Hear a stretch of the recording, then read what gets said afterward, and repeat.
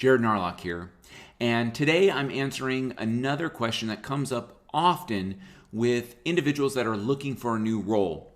And one of the most common things that I've had coaching clients ask is, Jared, what types of questions should I be asking to really find out if this is the right leader for me? And so the question I want to focus on today that you can bring forward, and there's a few, and I have a series of them on my YouTube channel, Peaceful Powered Leadership. But the one that I want to focus on today is asking the leader, can you tell me about your one-to-one process?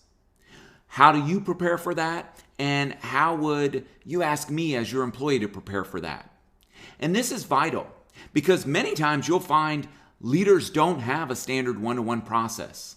And that's a red flag if that's something that's important to you. And I will tell you that research shows when leaders do have that sacred time, that dedicated one-to-one time on a weekly or bi-weekly basis with their employees, it's a much more highly engaged, highly collaborative, partnered environment because that time is spent connecting, looking for growth and development opportunities, the leader is hearing what that employee is looking for, how they can be there, how they can partner. And often leaders will bystep this question and say, well, I don't necessarily have dedicated time, but my door is always open. And sometimes clients will come and say, yeah, it was really good. They said their door is always open. I love that. I want a leader that I can go to and know that they're available. And while that may be good intentions coming from that leader, that's usually a red flag when they say their door is always open.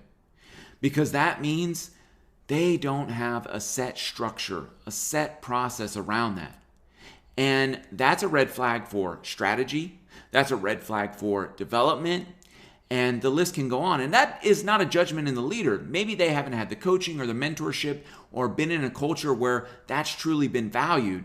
But for you as the candidate looking for that right role, if you want that growth and development, if you want that strong communication, you'll want to focus on how they answer this question and how clear they're able to scope.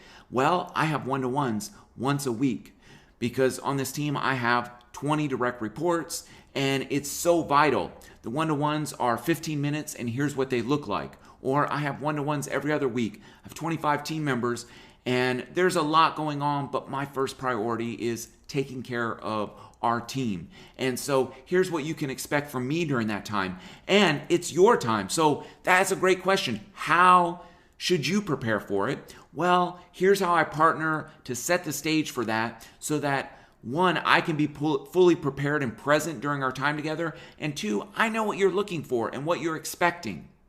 And so there's a lot that goes into that. If you'd like to know further, and maybe you're listening to this as a leader and saying, well, what does that mean? How can I set the stage for a really productive one-to-one? Feel free to reach out. But if you're a candidate and you're looking for that, those are some of the things that you should be looking for in the process of finding a collaborative leader, a leader that sets up sacred time with you for development, for stronger communication partnerships, is how do they set up that one-to-one time? Very vital.